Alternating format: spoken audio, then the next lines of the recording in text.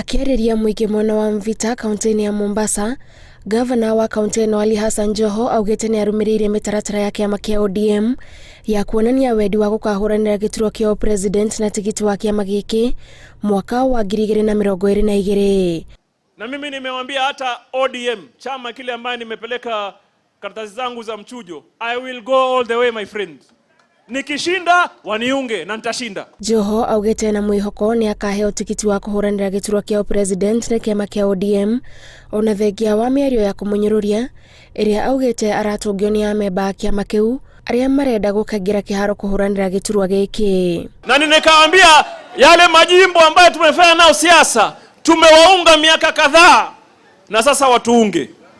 Tumewasaidia watusaidie. Tumewabeba watubebe. Tumewasukuma watusukume. Shida iko wapi? Katika walioijenga ODM, Hassan Ali Joho ni mmoja wao ambaye kwamba alioijenga ODM.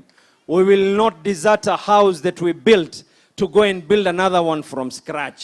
Atongoria amwe kuma kaunti ya Mombasa arĩa maranyita mbaru ahũranĩri angĩ a gĩturwa kĩa president makoretwo makinyũrũria Joho makiuga ndahĩte kũigana kĩũteti gũkinyanĩria gũtuĩka president wa bũrũri ũyũ. Ali Hassan Joho, kama unataka kuwa rais katika taifa hili, kwanza jitoe katika makwapa ya Raila Odinga. Kama Uhuru yaweza, mimi naweza. Kama Raila yaweza, naweza.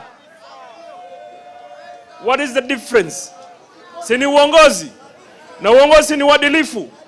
Na sisi ndio headquarter ya uadilifu, my friend. Joho akoretwo agĩthiũrũrũka icigo-inĩ itiganĩte cia gĩcũa-inĩ akĩũria kũgĩa na ũnyitanĩri wa atongoria othe a gĩcigo gĩkĩ nĩguo magakorwo na uge mũnene hĩndĩ ya gĩthurano kĩa mwaka wa 2022.